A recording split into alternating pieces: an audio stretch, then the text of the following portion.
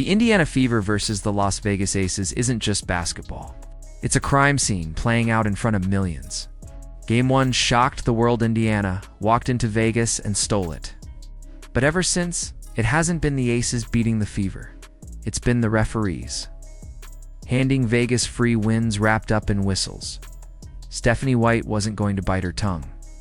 She went nuclear in one of the most emotional press conferences of her career, demanding a league-wide investigation into the state of WNBA officiating. Her frustration echoed what every fan inside Gainbridge already knew, what everyone scrolling social media saw, what the box score itself screamed. Indiana wasn't being outplayed. They were being robbed. A -31 free throw discrepancy. 31. And this isn't a team camped out on the three-point line. The Fever attack the rim. They fight in the paint. And yet, every time they breathe near an Aces jersey, the whistle sings. Meanwhile, Vegas throws elbows, lowers shoulders, and bulldozes through defenders like NFL fullbacks, and it's play on. The disrespect has been unbelievable. By Game 2, the officiating had stopped just being lopsided. It was dictating the entire pace. The Fever couldn't find rhythm, couldn't push tempo, couldn't even get a clean possession without being yanked out of it by phantom whistles. By Game 3, it had escalated into a wall they couldn't climb. The defining moment came in the third quarter. Aaliyah Boston challenged a call on Jackie Young. White motioned for a review. The bench was ready. The crowd braced. The refs, they acted like nothing happened, refused to even acknowledge the challenge. Seconds later, Chelsea Gray nailed a three. In the span of 30 seconds, a hard-earned Indiana lead vanished, not because of Vegas's execution, but because of officiating malpractice. That clip exploded online. Analysts broke it down frame by frame. Fans slowed the tape. The pattern was undeniable. Vegas fouls went invisible. Indiana's clean defense became foul trouble. The Aces didn't need adjustments. They had lifelines, and yet the Fever refused to quit. The symbol of that defiance? Lexi Hull. Coming off a brutal back injury, listed as questionable every night, she could have sat. Nobody would have blamed her. Instead, she turned in the performance of her life. 16 points, 10 rebounds, 4 assists, 2 blocks, a steal. And she did it while grimacing through pain. Hitting 3 triples that brought the Gainbridge crowd to life every single time Vegas tried to bury them. She tied a Fever playoff record for threes across 2 games. And she did it while fighting like a warrior who flat out refused to break. That's why fans rallied to her. Every loose ball she dove for, every rebound she ripped away, every shot she buried was a punch in the face of this rigged narrative. Hull gave Indiana life. And yet the headlines weren't about her. They weren't about her guts or her heroics. They were about refs tilting the floor. A metaphor for the Fever themselves. Overlooked, underestimated. Shoved aside, it's still standing tall.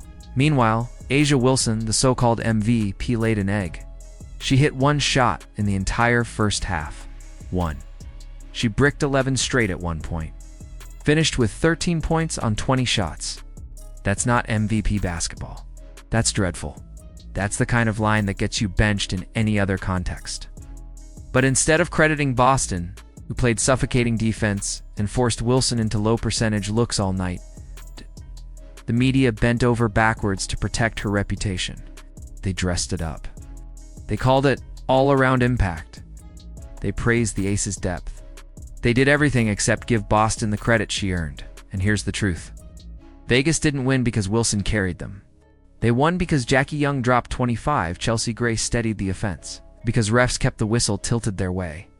A'ja Wilson wasn't dragging her team to victory. She was dragged there by whistles and teammates covering her inefficiency. That's not dominance. That's protection. The hypocrisy hit peak comedy when Becky Hammon complained that Wilson only shot 1 free throw in 38 minutes. Think about that. Vegas has lived at the line this entire series.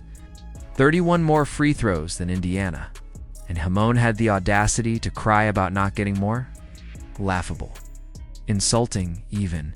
And that's why Stephanie White's voice matters. She's been through battles as a player. She's weathered tough losses as a coach. But this was different. This was her players Lexi Hull, sacrificing her body, Leah Boston, neutralizing an MVP, Kelsey Mitchell battling through constant pressure, being robbed of the stage they earned. White called it out plain and simple. Officiating is compromising the integrity of the game. And she's right. Everyone's seen it. Caitlin Clark gets hammered every week with no whistle. Boston gets phantom fouls every time she fights for position. Hustlers like Hull get punished for effort, while opponents flop their way to free points. It's a pattern, and this series has put it under a national spotlight, so let's be clear. White's demand isn't just about Indiana. It's about the WNBA's future. Because without the Fever, without Clark, without the surge of new fans filling arenas and smashing ratings records, the league doesn't have this spotlight. And yet Commissioner Kathy Engelbert is silent, hoping the noise dies down. But thanks to White, it won't. Her call for an investigation is the first real demand for accountability from inside the machine. And if Engelbert ignores it, the message to fans is simple. Fairness doesn't matter. Only protecting the league's chosen few does. The bottom line? The Aces aren't outclassing the Fever. The refs are handing them lifelines. And Stephanie White just blew the whistle on the league's dirtiest secret. If there's any justice left in basketball, her words will be the spark that forces the WNBA to finally clean up this mess.